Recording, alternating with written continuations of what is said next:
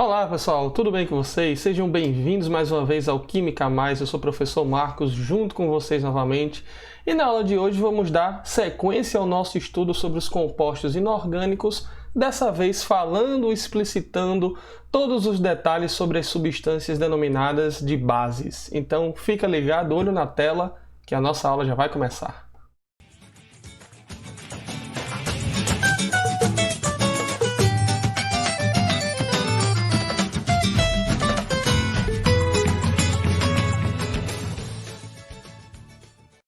Então, meus amigos, chegamos na segunda função inorgânica no nosso estudo dos compostos inorgânicos, que são as bases. Então, assim como nós fizemos para os ácidos, vamos tratar aqui de defini-los quimicamente, de acordo com a teoria do cientista Arrhenius, e depois falar das características e propriedades que nós temos nessa importante função inorgânica.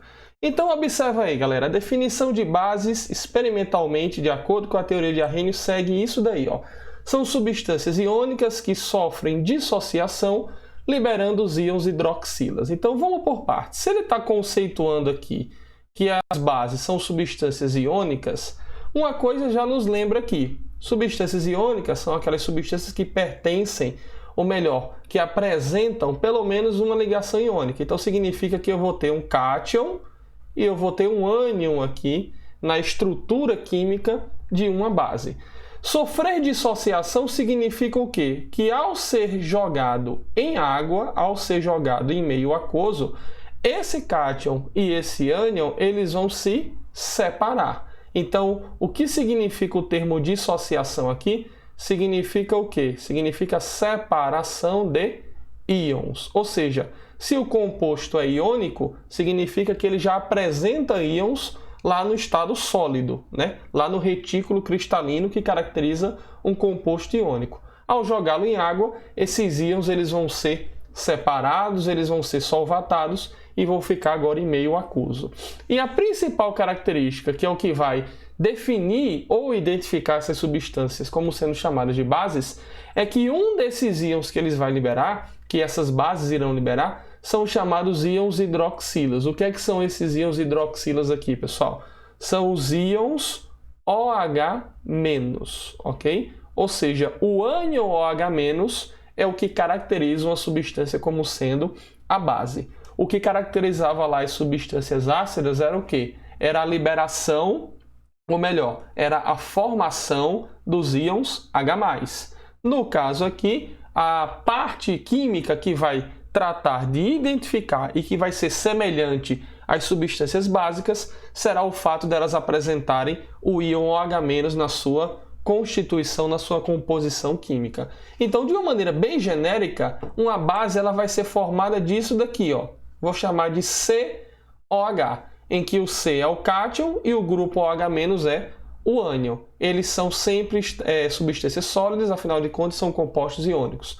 Quando a gente joga eles em água, em meio aquoso, acontecerá o quê? A separação desses íons aqui, né? O rompimento da força eletrostática que mantém eles unidos no retículo cristalino. Então você vai formar um cátion e você vai formar aqui o ânion, que no caso das bases será o íon hidroxila, o íon comum a todas as substâncias básicas, ok? Vamos tratar de dar alguns exemplos aqui, um pouco mais reais. Se liga só. Um exemplo da base talvez mais famosa de todas é o hidróxido de sódio, NaOH. Quando a gente joga essa base aqui em água, o que é que vai acontecer? O sódio, o Na, vai se separar do grupo hidroxila. Olha para a gente montar a equação de dissociação, olha qual é digamos assim, a ordem que eu aconselho vocês a seguirem para que a gente acerte o balanceamento tanto estequiométrico como o balanceamento de cargas. Observa só.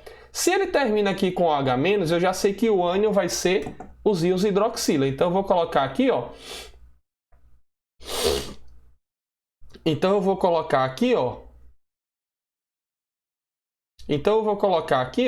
O grupo OH- sendo já liberado. Estado aquoso, porque agora ele está dissociado.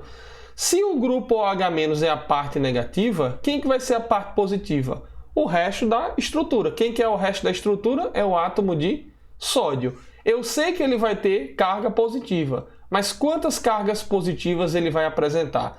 Se eu só liberei aqui um íon hidroxila, uma carga negativa, portanto, então o sódio aqui só vai apresentar uma carga positiva. Eu tanto faço o balanceamento estequiométrico, perceba que a quantidade de elementos de um lado é a mesma da do outro, e eu faço também o balanceamento de cargas. O composto era neutro. Quando ele se separar em íons, a quantidade de positivo tem que ser igual à quantidade de negativo. Tudo bem? Vamos lá, vamos colocar aqui um outro exemplo. Deixa eu mudar de cor aqui. Vamos colocar aqui o exemplo do CaOH2. CaOH2, substância básica. O que é que vai acontecer aqui? Ao jogar ele em água, observa aqui, ó, ele termina com OH, termina com hidroxila, então aquela hidroxila ali vai ser liberada na forma de OH-. Então, como é que a gente faz aqui a equação de dissociação? Observa, tem grupo OH, então eu já sei que eu vou ter aqui, ó, íons OH- na dissociação. Quantos grupos OH, galerinha, apresenta aqui a estrutura iônica? 2 grupos hidroxila, não é verdade? Então, no balanceamento estequiométrico, ó, eu terei que ter 2 equivalentes, ou 2 mol de grupo hidroxila, se a gente pensar de forma macroscópica.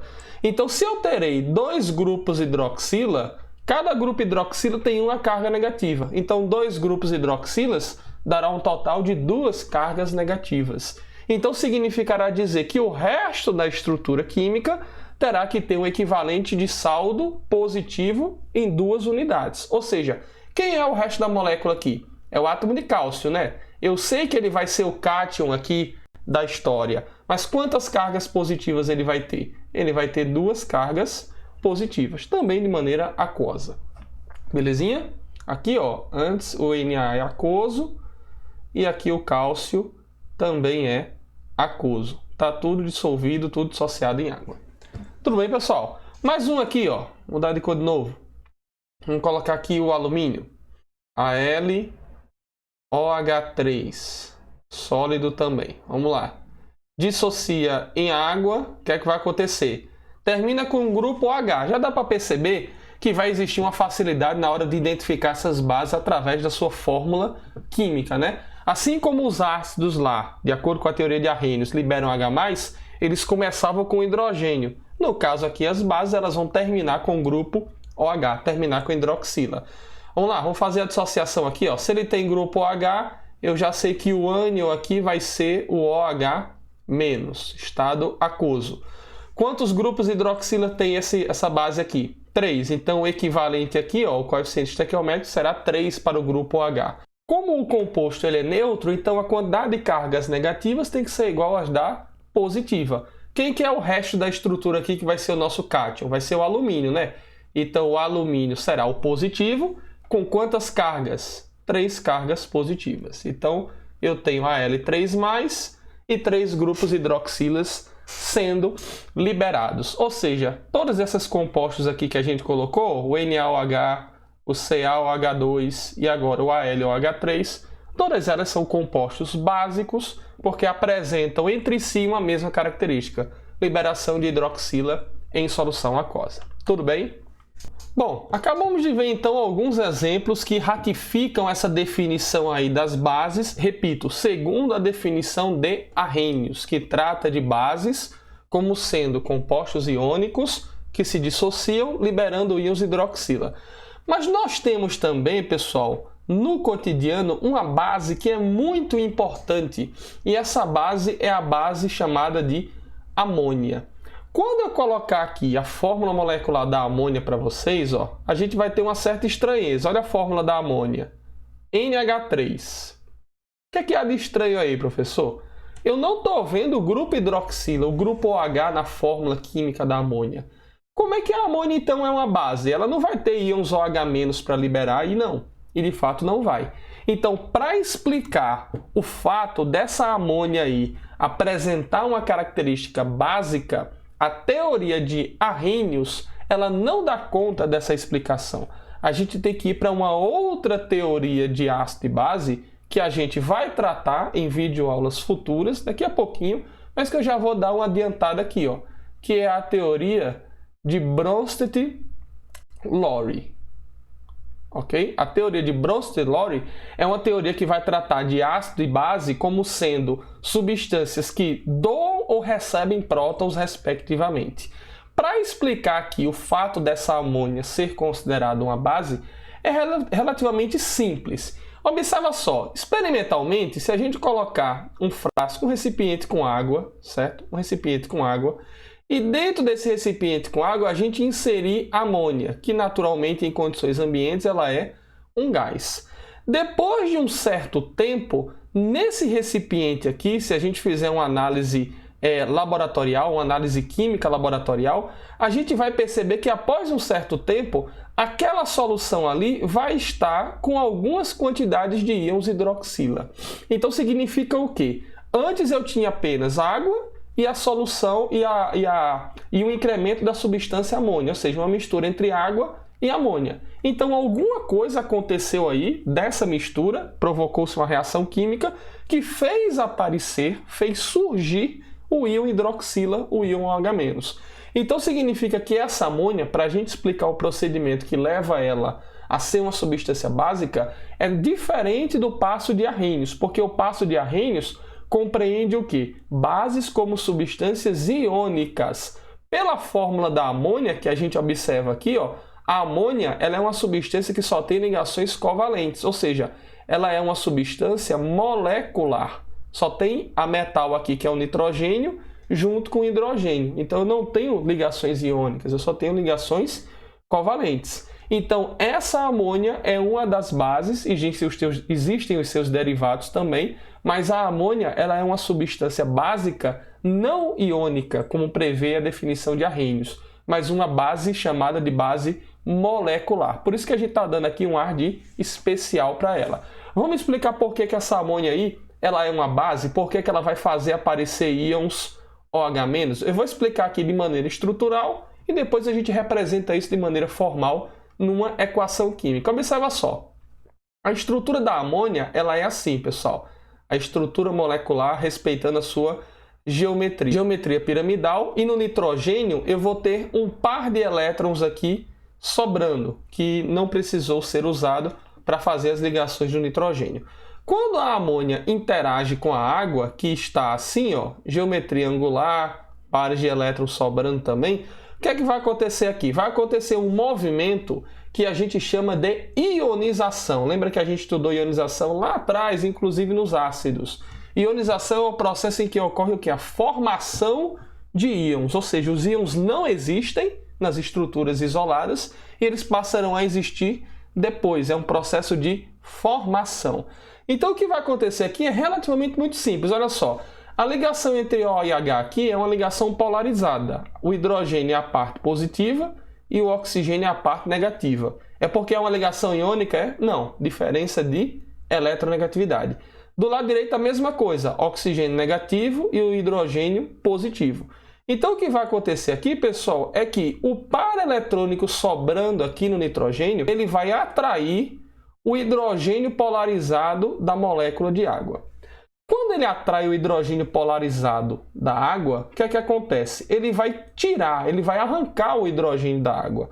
Ou seja, a molécula de água ela vai perder o hidrogênio e essa ligação OH aqui ela vai ser obviamente quebrada. Ou seja, o que vai sobrar na molécula de água vai ser apenas isso daqui. Ó. Observa isso que eu estou circulando aqui em verde. O que é isso daqui que sobrou na molécula de água? É um oxigênio com um hidrogênio. Eu vou colocar assim, ó, um oxigênio com um hidrogênio, ok? Qual que é a carga desse grupinho OH aqui? Observa, o oxigênio está com duas cargas negativas associadas a ele, e aqui eu tenho um hidrogênio com uma carga positiva. Ora, duas cargas negativas com uma positiva, se você somar isso daí, dá uma resultante de quê, hein, galera? Dá uma resultante negativa. Então significa dizer que essa interação entre o par disponível de elétrons da amônia com o hidrogênio da água, com o hidrogênio positivo da água, vai levar à formação de quê? Vai levar à formação do íon hidroxila. Então, isso daí a gente chama de ionização. É um processo que levou à formação de um íon.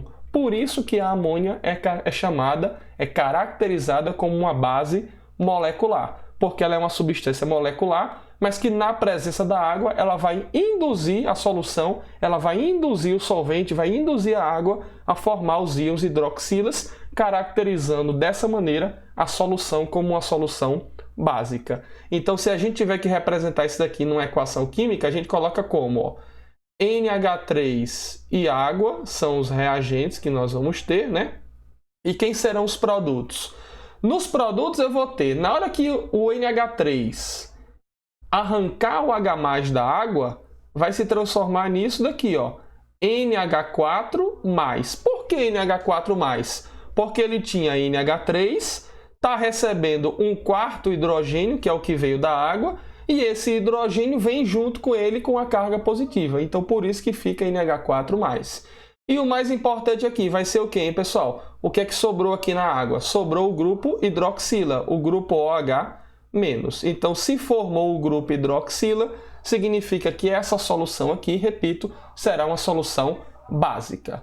Então, meus amigos, essa foi a nossa aula introdutória sobre a identificação das bases. Espero que vocês tenham gostado. Lembre-se de se inscrever no nosso canal e curta a nossa página no Instagram. Um forte abraço a todos, fiquem com Deus e até a nossa próxima aula. Tchau, tchau!